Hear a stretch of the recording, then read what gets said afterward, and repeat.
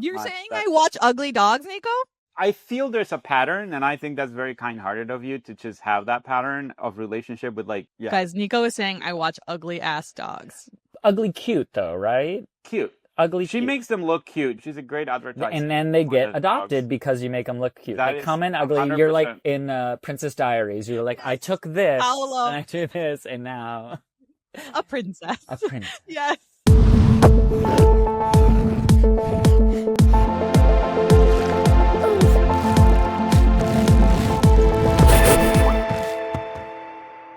Hi, guys. Hi, Sean. Hello. How's it going, Hi, gang? Nico. Hi, Sean. Good. How are you? I'm doing well. I'm excited. I told you this is my first official podcast thing. And I was always being like, I've not been invited on one podcast. I'm clearly doing something wrong. And I'm so glad it's yours because we've been friends for so long. And I'm just like, oh, this is great. This works out. I'll be comfortable. Good. That is insane that this is your first podcast experience. If anything, I'm like, oh, you've done these a bunch. There are, millions and millions of podcasts, and I have not been asked to do one. Before podcasts were a thing, one friend, we recorded something in a hot car on her phone, and that is lost somewhere in the internet. But I don't count that one because that was just more of a conversation, which I guess. Well, we hope this is a conversation. And I love that you brought your pattern shirt like me. I'm disappointed of Helen of bringing a non-pattern shirt, but I think we're going to be fine. Yeah. We'll be okay. Yeah, I thought we agreed, but okay. Podcast appearance up to a great start. Thanks, Helen. Sean and I met through a friend, right? Emin? Yes. Yeah. Emin is a friend who I had met at work. And then how did you and Emin know each other? Similarly through work. And we were in this building where people who had overall deals at NBC were all kind of placed so that NBC wasn't paying rent on a million different office spaces. They just shoved us all into this one building that was quite nice. And my boss and his boss started developing a show together, and we were setting meetings. And it was the funniest thing. He was brand new to the building. I hadn't seen him yet. And I'm sending emails, and in his signature, it said the building he was placed in. And I was like, that's my building. So I got an email about setting a meeting, and I just started shouting, Emin? I just started walking around the building screaming his name. And then he poked his head out and he was like, Sean, hi. And so I was like, let's just set it by talking. And then just ever since then, we've been great friends. He's truly one of my favorite people. Has he been on this show? No, I want to invite him. Every time I leave just coffee or drinks with him, I'm like, I can't think of a single bad thing about Emin. He's one of my favorite people in the world. You couldn't pay me to say something bad. You couldn't pay me. You could pay me. He's truly. I bet you guys, it's all bet about the amount of money, and he would be happy to know that you're getting $100,000 just. No, but even if you gave me, I would have to come up with a lie because I'm I don't know. Split it with him. Yeah. No, I know. I'm glad that we were connected. And Sean is a comedian, a writer. How else do you describe yourself? I do writer, comedian, performer, sometimes actor. I'm dabbling. I'm dipping my toe back into acting after a hiatus of sorts. A friend asked me to help with a web series in front of the camera, and I was like, oh gosh, that's been a while. And so I'm kind of brushing that off, and it's very fun. You're just bringing the energy. You don't have to, bring the logistics of it all, which is nice. Yeah, I think performer is great. A great description, because even when I started doing Single Writers Show, I was like, who do I get to host my show? I need someone who's got great energy and is confident. And I was immediately Sean would do so well, and Sean just very kindly agreed to host one or two, and I'm like, thank God I have people like Sean who can just be confident enough to get up on stage, because you also have your own comedy. Well, it just ended, right? Well, the open mic ended. I'm still producing my own shows, so I will still very much be doing shows where I'm booking comedians, and it's going to be a real produced show. But I did just end. I had a weekly open mic that I've been doing for 2 years in downtown LA, and I was the only host. It was my equipment, my lighting setup, everything. And doing that every single week for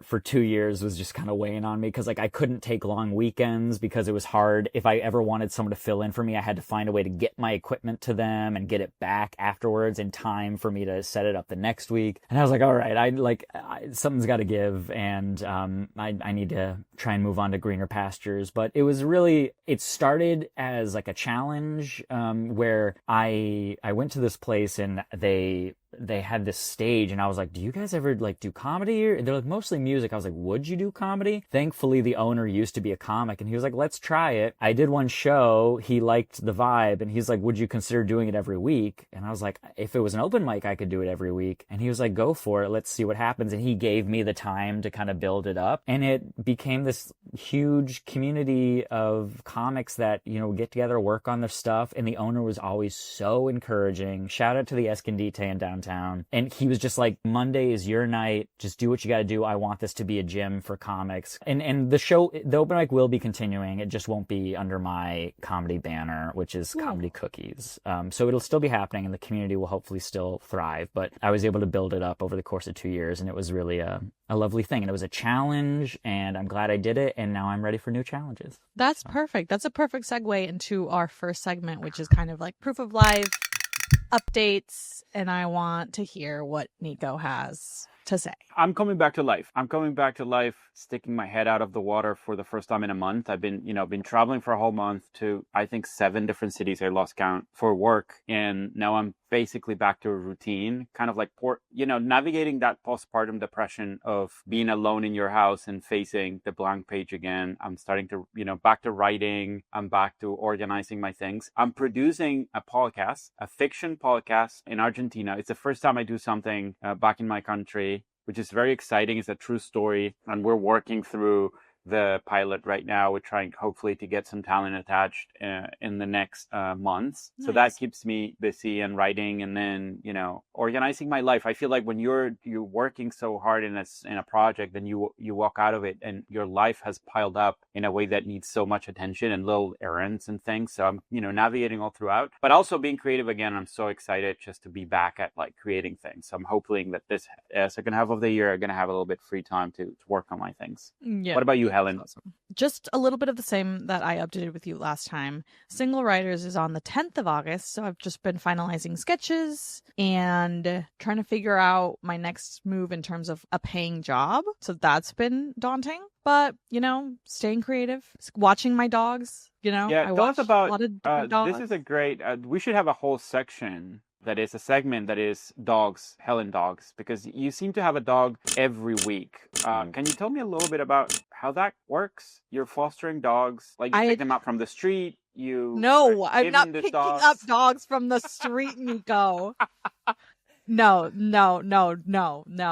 I pair up with like a foster organization and I foster dogs. I get them adopted fairly quickly. Not me. I don't get them adopted, but like I keep them here until they get adopted. Mm-hmm. And the last one that I had was an English bulldog, which I actually grew to like. I was like, oh, this dog is going to be so slobbery. He's so like strong and heavy and like pulls me on the leash.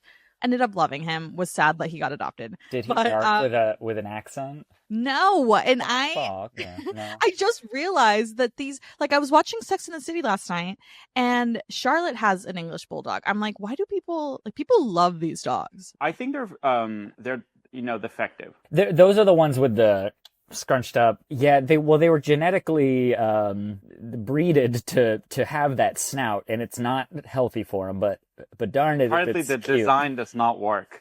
Okay, so people think it's cute. I see. I don't think it's cute, but people think it's cute. Oh, I love that someone adopted this dog and maybe watching this podcast and it was duped by you into taking the dog. But you seemed happy with it. Yeah, I was happy with him. He was a young spirit and just kind of I'm not kidding when I say we need a segment that is dog of the week. Yeah, I know. Helen's dog of the week. I'm going to work on that. I need that in my life. You brought one dog to that bar Emin, you and I did, and I did fall in love with this dog. It was sitting down there. It was this cutest little thing, and I was...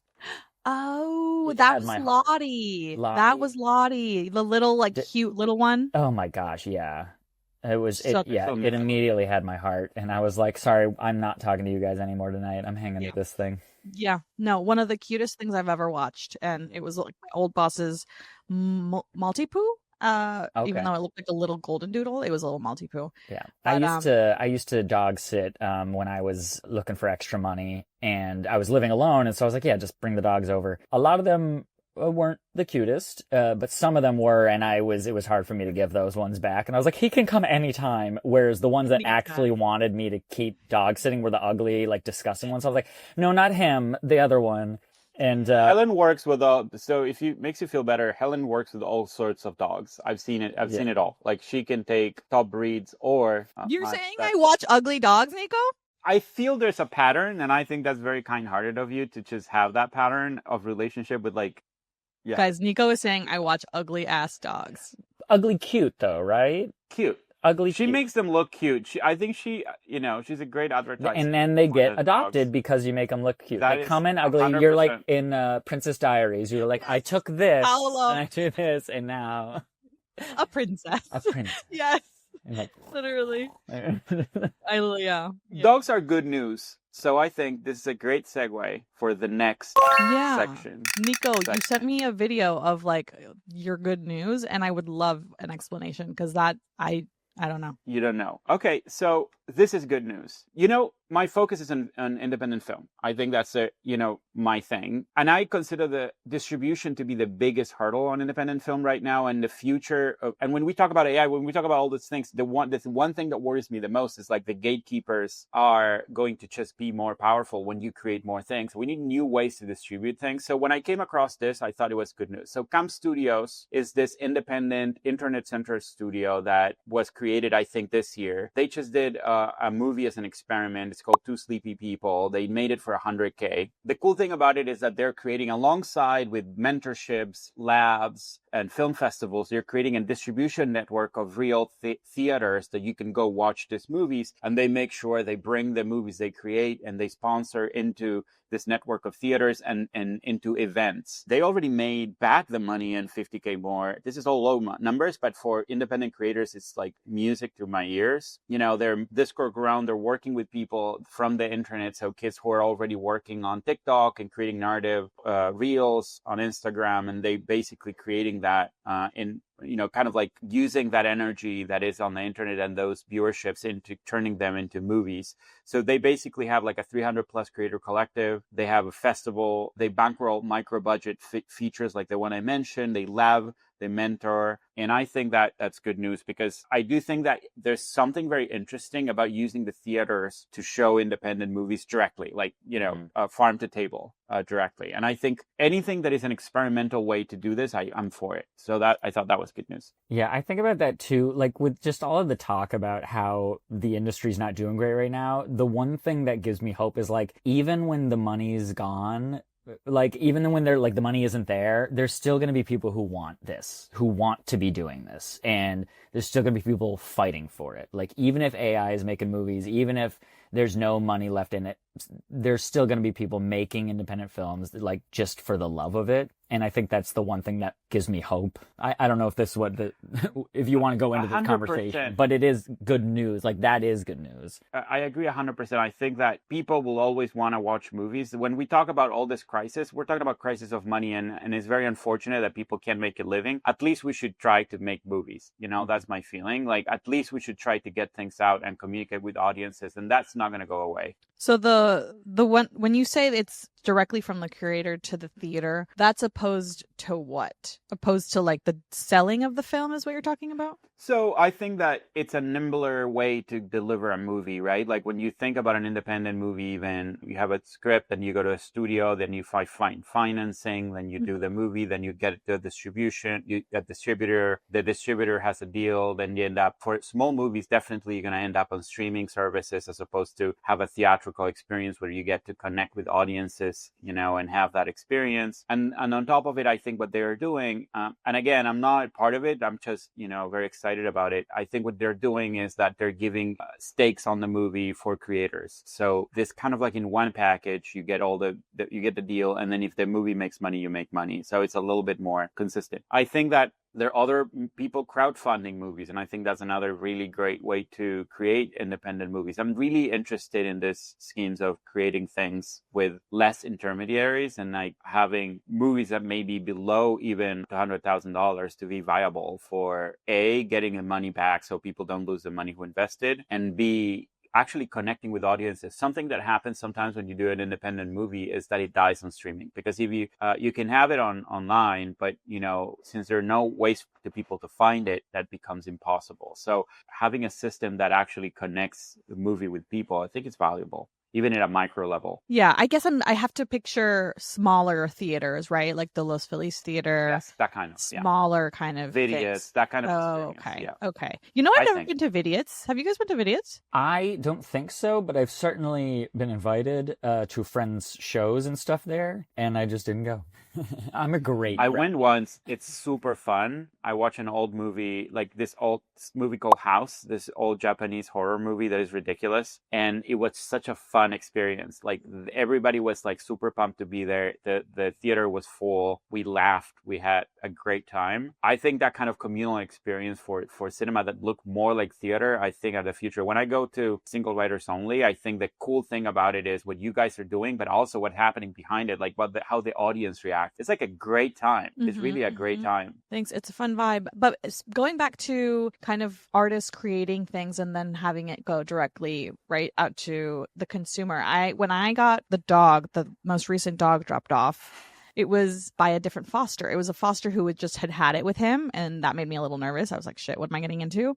But he was like, so what do you do? And I was telling him that I'm a writer, and he was telling me that he was an actor, and he's like, oh, I got to send you this thing. It's like an artist co-op where basically all of the money that goes into making the project will then, go into distributing the project and also come back somehow and get like a return and be given to the artist itself. And it sounded really interesting, but I'm like, they're starting that on Sing Sing, that movie Sing Sing with Coleman Domingo. They like had that kind of business model, and they're trying to duplicate it so that they can keep doing it, because it was like an equity, like everyone had equity in the film. Yeah, I didn't know that about Sing Sing. Mm-hmm. I listened to, it was a different podcast, so I won't name it, but they were talking about this distribution model.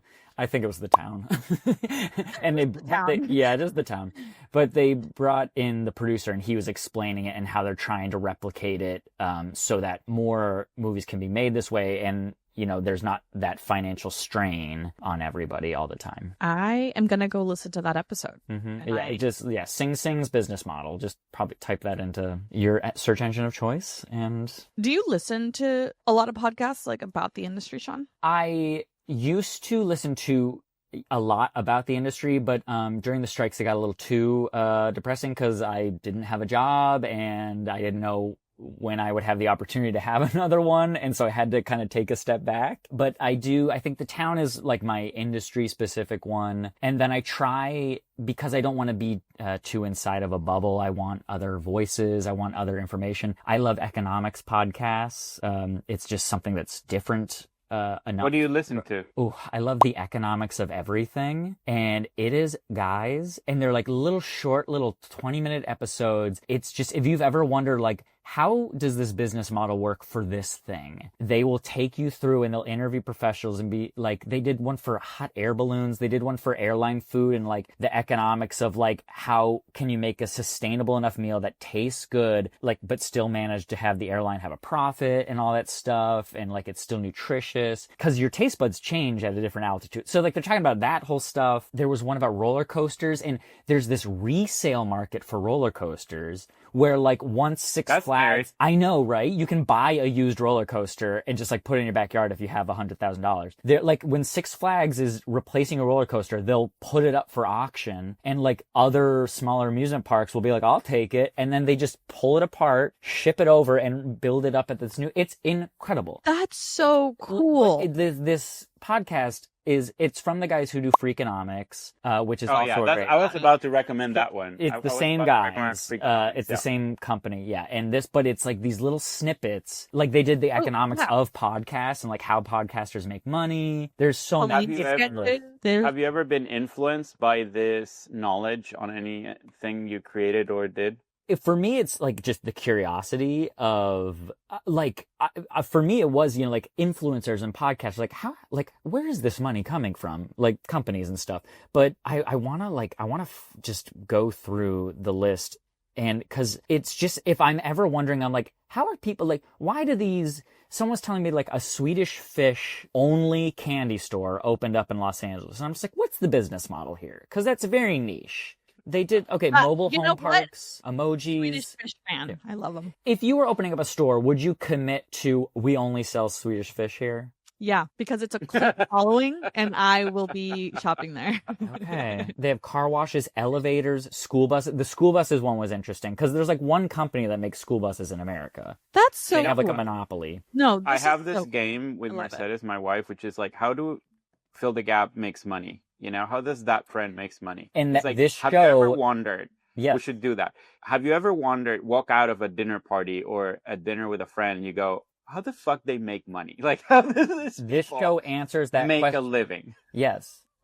There's one on It's like- data centers. It's crazy. cemeteries, pet movers, prosthetic limbs, houseplants, bowling alleys, junk mail, personal injury lawyers. I'm obsessed. It's Sean. all I'm about like so the glad. sourcing. It's the sourcing, where they get the money, where the money comes from, who's buying, who's selling. It's unbelievable.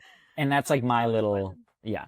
So I love, Well, that's my separation from the entertainment world. No, I love that. Speaking of good news, I want to talk about Sean's good news because Sean, you've had a lot of good news recently, and I know you can't talk and name like all of the things, but would love to just get like a quick summary of like what your journey has been like, becoming a TV writer to being a TV writer to now continuing it and being one of my few friends who are currently employed. Yes, and that's How it's done. when I get to the part where like the job I'm doing today, it's like technically a step down from a writer, but like at the same time, it's a job that's in TV. It's what I want. I'm like, you know what? I got to thank my lucky stars here. Cause I know a lot of people who, you know, aren't working that are so talented, but, yeah, I'll start like I went to Boston College and studied economics and mathematics because I didn't think a job in entertainment was possible for someone from Erie, Pennsylvania. And so I was like, well, I'll just do something that will get me a job in a big city, and then I can do my comedy and fun stuff on the side as a hobby. But when I graduated, I also applied to the NBC Page program because I was like, you miss 100% of the shots you don't take. Like, technically, I don't meet the job requirements here for the degree they're looking for, but I wrote this very convincing essay about how economics is applicable to the entertainment industry, like through data analytics and stuff. And they gobbled it up. And I ended up getting the NBC Page program, and that was when I got my crash course in the entertainment industry, and I was like, oh, okay, you can make a career out of this, and I want the writer career. Like, that's what I've always wanted, and now that I know how it's done, I'm gonna pursue that full time. And so I let that be known to the powers around me, and people at UTV Comedy overheard, and when a job opened up for a showrunner's assistant for someone who has a deal at NBC Universal, they were like, hey, Sean said he wanted to be a comedy writer, so let's put him up for the job. And I ended up working for Asim Batra, who is a comedy writer, showrunner extraordinaire, like genius level, smart, funny, everything. And I worked for her for several years. She had a TV show that went, and I was showrunner's assistant for that. And when that show went away, I was able to stay on as her assistant through her deal, and she was really cool about kind of just letting me tag along anytime I wanted. And so if she was on set, I could be on set. I wasn't always allowed in the writer's room, but I was allowed to sit in on table reads. I was on set. I was in the editing bay sometimes with her, and I just got to see how everything was made. I was there for, approvals for a costume and casting and everything. And so I learned a lot through her, worked with her up until the strikes. And that was when I was like, oh, dang, my resume in the entertainment world is diggity dope. Page program, showrunner's assistant, worked on all these shows. Awesome. When you can't have those types of jobs, I was very much hit with the reality that I have no real world skills. I can try and brush off this economics degree, but it's been 10 years. And so, I got a restaurant job for a little bit, did not last there long because the management was a little cuckoo, and ended up landing at this insurance company, and they had delicious benefits, and it didn't pay much, but it just kept me afloat in Los Angeles while I tried to recalibrate. And they were all lovely there, lovely job. I was there for 3 months, and I remember how it happened where I had the thought to myself, I was like, this is a job I can see myself doing for 5 years while I still do comedy comedy on the side, and I figure out. The week after I had that thought, I got a call from Nickelodeon saying, hey, we read your scripts. We'd love to interview you for the Nickelodeon writing program, which is a writing fellowship. And I was like, what? When did I apply to this? I applied every year to all the programs, but I had applied so long ago that I'd forgotten about it. And I was like, you read my scripts? They're like, yeah, you sent them in, didn't you? I was like, I guess I did. And so just that call made my day. And so I called my mom and I was like, I don't know, like I probably won't get it, but I made it to the next round, which is really exciting for me. Cut to, I did that next round, made it to the third round, which is 2 days of endless Zoom interviews. And they called me at the end of that week and I was like, hi. And she's like, don't worry, yours is one of the good calls. And I like just started crying and I got into this full-time paid writing fellowship where they give you a crash course in being a TV writer in the room. You rewrite your scripts, you write new scripts, you develop with executives, you develop a show to pitch to Nickelodeon, which I pitched. I cannot say enough great things about this program. Unfortunately, with the way the system's going, they are pausing the program at the moment after 25 years, which is a bummer because it's has a success rate of really great writers coming out of it. But through that program, I was able to get staffed on my first animated show, and I'm just finishing up my contract there, and it has been so freaking fun writing for animation. Like I would love to write for live action, you know, get that WGA salary, but that's not to knock animation because it is so fun. Like sky's the limit, your imagination, you can do whatever you want. And the artists who work there, the writers who write animation, it's just so collaborative, so fun, so joyful. People just love what they're doing there, and that it's just really infectious. So working at Nickelodeon, I have a question, Sean. Is great. When you work in animation, do you have contact with the animators? Like, do you go back and forth between that, or is it like the writing process is very compartmented? You do talk with them. I will say, being like the staff writer level animator, it's they have different levels of animation. I'm an animated writer level 1. Mostly the showrunners will be discussing art with the storyboard artists and everything, but certainly, like, if I was picturing something a certain way, I could tell my showrunners that. I would not be personally going to the artist and be like, actually, it would. Would you sketch something? Would you sketch an idea and say like, oh, look, this is my drawing? Baby, no. I am the worst drawer. I'm so bad at drawing. And after I got the Nick writing job, I like was straight up. I was like, okay, now that I have this job, I'm going to tell you this. I can't draw for my life. Is that going to be a problem? And truly, I can barely draw a stick figure. And Nickelodeon was like, you'd be surprised. Some of our best animated shows were written by showrunners who could not draw for their lives. And I'm like, oh, good. They're like, but they are the best animator writers. They just can't draw. And the cool thing about Nickelodeon is like, don't worry. We know the good artists and we'll put you with a good one and you'll soar. And I'll tell you, Nickelodeon, I don't know, not a lot of people are watching, Nickelodeon, the channel these days, but they are churning out A+ shows these days. It's like, there's this show Rock, Paper, Scissors that I try to tell people about, but it's hard to find. And it is so funny and so good. Like, adults will love it, kids, everyone. If you can find it, watch it. It's so good. Okay, that's great. That's so cool. I love the story. I love the progression. Sean, you were one of those people that I'm like, immediately after meeting you, you're like, oh my God, this guy is so talented, so funny. Thank you. Like, what, and just to see you get staffed on that show, like, it just felt so good. And I'm like, oh, yes, I love that for you. Yeah. So congrats. Thank you. Yeah, and we can't say the title because it just hasn't officially been announced yet. And it was in my contract, like, don't you dare. Yes, hopefully.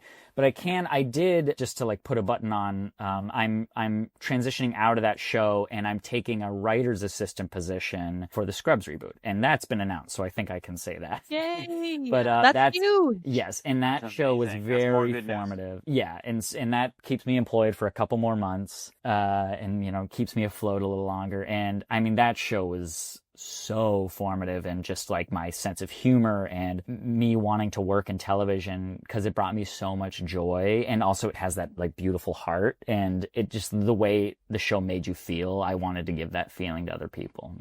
2 questions. What would you say is the main difference between being in this new room versus the other room?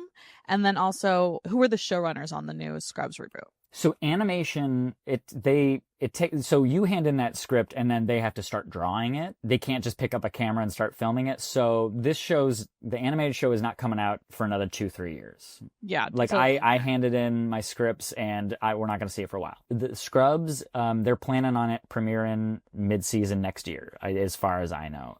So things just kind of move because you can, granted, it's a lot of heavy lifting that they have to do, but I think things just move a lot quicker in live action, and they film things, and especially network TV. This is going to be on ABC. It's being showrun by Tim Hobart and Asim Batra, my old boss. No way. Yeah, she answered the call because I was like, hey, my job's ending. Like, what can you do? And she's like, our writing positions are filled, but she's like, if you're willing to do writer's assistant. And I was like, I'll take anything. I'll do it. So thank you to Asim. Good for you. Yeah. Yeah. Okay. Amazing. I love that. And speaking of Nickelodeon, that's a perfect segue into our How Did They Make It segment. So, Shauna, you already know this, but we like to talk about an artist, a creator, a writer, director and just kind of look into how they made it. Sometimes you can find info online, sometimes you can't. I did find today's episode, the comedian actor is Rami Youssef, who I love. A lot of people love him. And I did not know this, but he was an actor on a Nickelodeon show called See Dad Run. Have you ever seen an episode, you guys? Absolutely not. But I was very surprised to see this, and also his hair in that show was wild. And he still has great hair. He always has. Also, it was a Nick at Night original, which I was like, sorry, I was only watching Full House on Nick at Night and the Cosby Show, because I can separate art from the artist. And exactly. Yeah. But yeah, I didn't know they did originals. Crazy. It was I watched clips of it and I was like, I cannot watch any more clips. Like, this is kind of crazy. But apparently he started doing comedy when he was at Rutgers University and trained, at an acting studio, sharpening his acting skills. And then he became this actor on this Nickelodeon show. And when he wasn't doing that, he kind of performed at stand-up places in like New York and Los Angeles. I also didn't know that. I guess he just started out by doing gigs at clubs, which is pretty cool. Just building his name and his reputation. And then in 2019, he had this moment, his breakup, which is crazy to go from like, okay, you're a stand-up comedian, just, doing your sets and stuff at different clubs, to then just having a breakout stand-up special for HBO. Like, that's where I'm just like, how did that happen? You know what I mean? Yeah. I don't know. How does that happen usually, like with a special? Like, you had to have a following maybe online. I mean, that would happen if you're very good and you have a following, no? Getting a comedy special? From nowhere, it seemed. Yeah. Well, I know a lot of comics that if they really believe in themselves, which you got to do in this business, sometimes they'll self-finance one where basically you'll book a venue, you'll fill it up, and then you'll pay to have 3 cameras set up and with a sound system, and you'll record it yourself. You'll record over 2 nights so that if you mess up one joke one night, you can like edit in another thing for the night before. And then a lot of them, especially these days, back in when Rami was getting started, maybe different, but these days a lot of people are doing that, self-financing it, putting it on a YouTube, and stand-up comedy is gangbusters on YouTube right now. And so like if that goes viral, then on your next special that you want to do, you can pitch it to Netflix and be like, hey, do you want this? But a lot of comics these days are paying to have it filmed themselves, producing it themselves, and then they'll take the video package and they'll bring it to the streamers and be like, hey, do you want to pay us like back for the money we spent on this to put it on your service?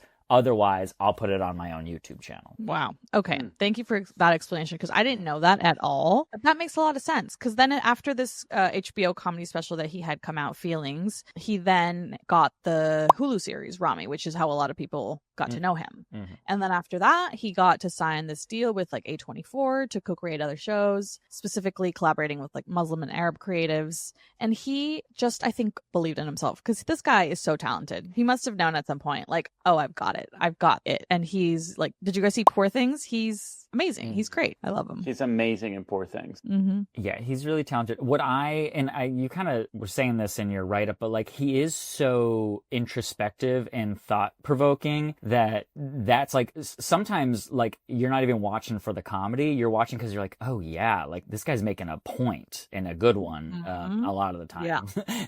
also just the way, I mean, he's also quite cute as well. But you know, but that helps. I would say, and he has this gentle demeanor and then he hits you with this comedy. You're like, whoa, I wasn't ready to like hear it. And yeah, he's one of those people, like when you watch, he's not like one of those like Sebastian Mancuso uproariously like, oh, what you guys talking about? Like that thing. But he's just like quietly hysterical. And you're like that, and that's a talent. Cause when I'm on stage, I am like reaching for laughs with as much energy as I can muster. And the fact that he can just almost whisper and get more laughs than me that's a talent.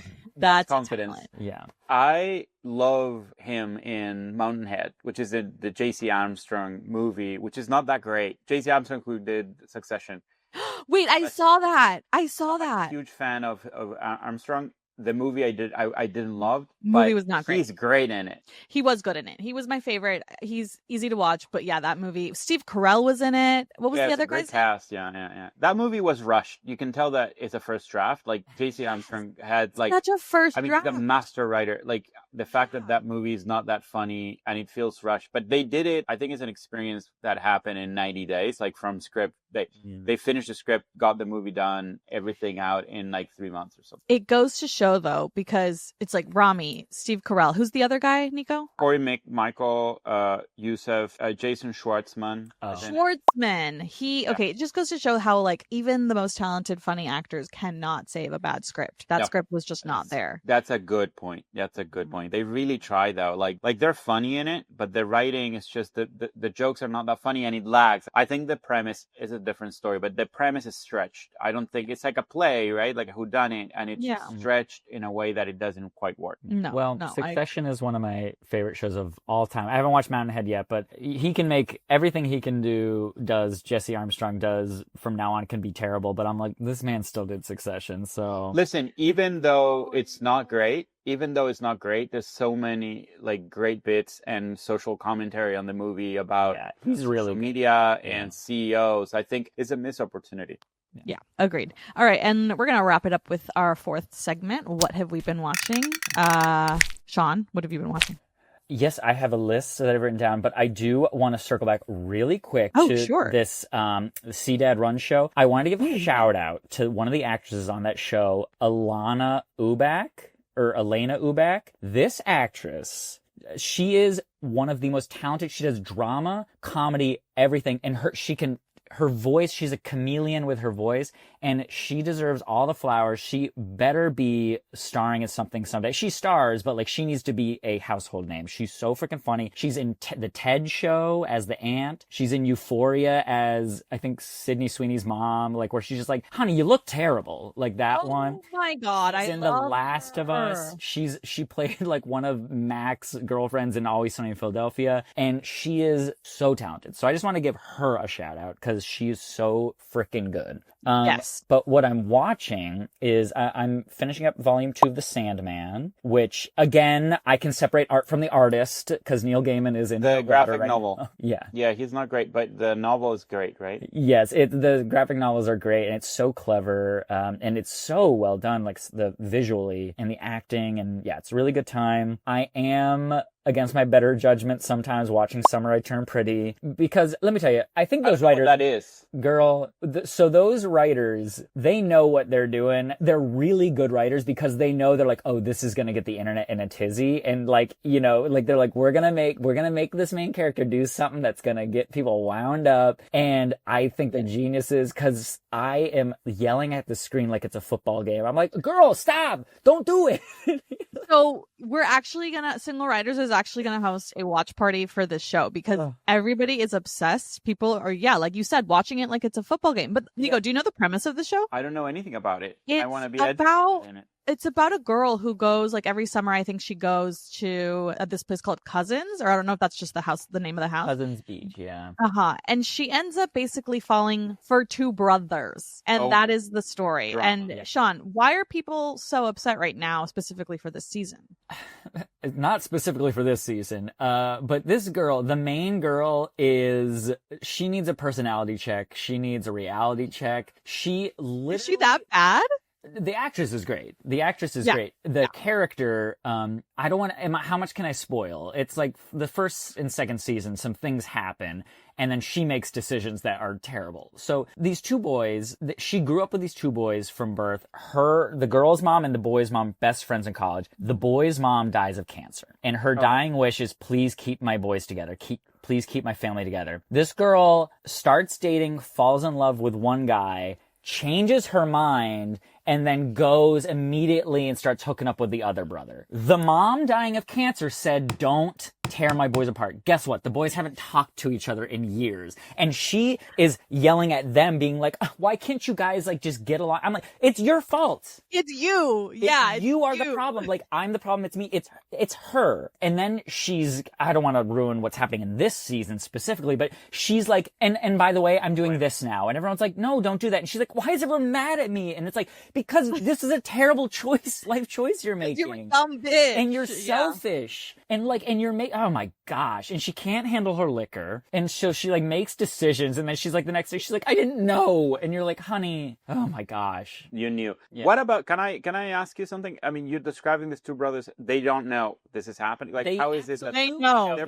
They know. And they have to be in the same room together. They both love her too. And like, do they have responsibility on this situation? Maybe the brother who got second, like, should maybe. Yeah, he's a dumbass. I hate Jeremiah. I hate him. See, Jeremiah. Well, this is my thing about Jeremiah. He's a sweet boy that deserves love. He deserves better than Belly. Because, like, I'm Team Jeremiah in that I want him to be happy, but I can't understand for the life. He cheated on her. They were on a break.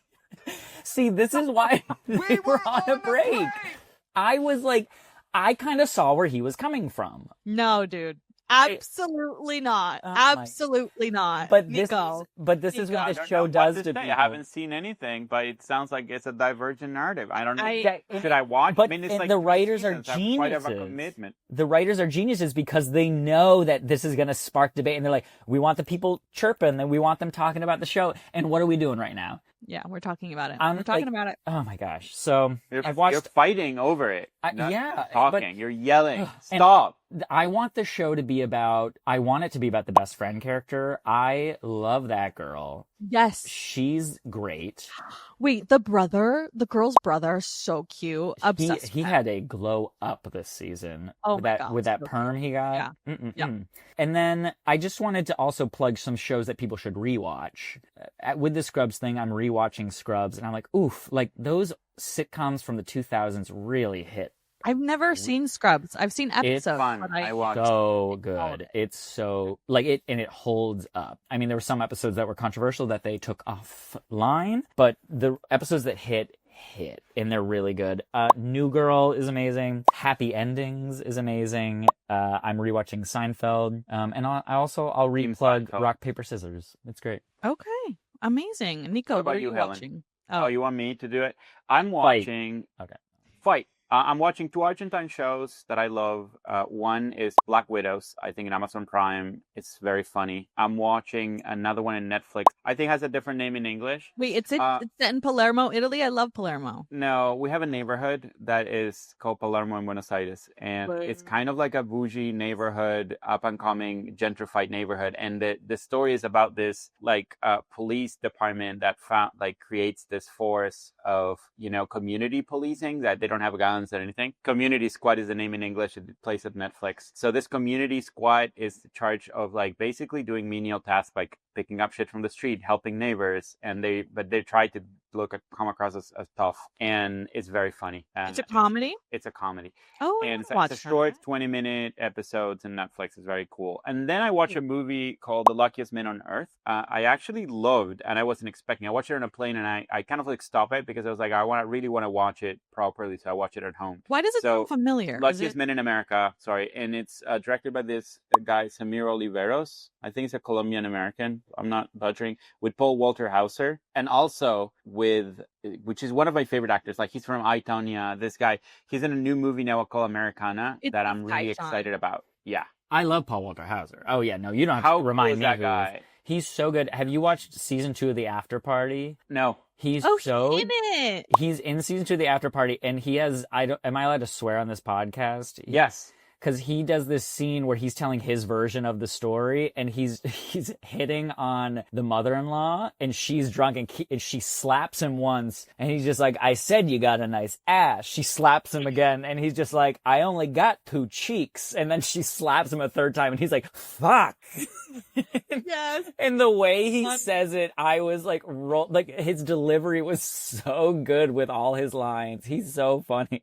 He's so good. You know who else is in it? Walton Goggins, which is another actor that I really love. You've seen him in White Lotus, and we've seen him in Righteous Gemstones. Mm-hmm. And the story of this movie is great. It's like a true story of this guy who goes into this 70s game show. Back when the game shows didn't give you that much money, so there was a limit of how much money you can get on a game show. You would walk out with like a couple $1,000s tops, right? This guy comes in and starts winning and winning and winning and winning and winning, and putting the whole network, I think it's CBS, starts to get, everybody's getting very worried because this guy will not stop winning. And so I don't want to spoil it for you how he did that, but it's super, super cool. Alien? Movie, The Luckiest Man in America. Aliens. Was it? I'll tell you offline. Yeah, if you wanted to spoil it, I'll spoil it for you. Oh, nice. Okay, cool. Super fun. Very nice. Very nice. I went to the movies and I watched Oh Hi, and it's starring Molly Gordon, directed and written by Sophie Brooks. Logan Lerman is in it. So this actress, I had to look up how to pronounce her last name, but I love her. I think she's super funny. Geraldine Viswanathan. Okay? Now say it again, but faster. Geraldine Viswanathan. Viswanathan. I don't know. It came out different. It's hard. It came out in a different way. And John Reynolds from Search Party, who I love. Okay. I love him. Very relatable. It's about this girl who, goes on like a weekend getaway with Logan Lerman's character, and she's just, she references them as like a couple, and he's like, oh, no, we're not in a relationship. And she's like, but we've done this, and this together for this long period of a time. Like, how what do you mean we're not in a relationship? So it's just about how she deals with trying to get him to like her. He doesn't like her. She just goes a little nuts. Some reviews were saying something that I do think is partially true, that the premise alone of this is like enough for a short film. It's not enough for a feature. And I do think at some point it's like, all right, we get it. But I think that the writer-director, she did a good job at like putting a nice little button at the end, and there was a point. So I think it's a cute watch. You don't have to watch it in the theater, but it's worth it. Mm-hmm. It was fun. Is it in Ohio? Is that what it's called? Ohio? Dude, it's so confusing. I am still to this. Or in Ohio? Maybe that was a better joke. Is it in Ohio? It's set, I think, on the east coast, and they go to this place called High Falls or something like that. Okay. When they're driving into town, she seems to think that there's an O, so she says, oh, it's High Falls. And he's like, no, it's just High Falls. But it's like, why is it called that? Why is the movie called that? Gripping. I don't understand. Anyway, that's what I was watching. All right. This has been such a great... I think, Sean, you should be here in every episode. Oh, that's very kind of you. Thank you for inviting me. This is so exciting. I love Helen, first of all, and I've always wanted to do a podcast, and now I can mark that off my list. Did it, Sean? Yeah. No, so fun catching up with you again. Congrats on everything. Yes. And we should hang out. I'm trying to do at least an end of summer pool day one coming up in August, so stay tuned. Okay. Nico, take care. Mm-hmm. Lovely seeing you all. Nice meeting you, Nico. Bye. Bye.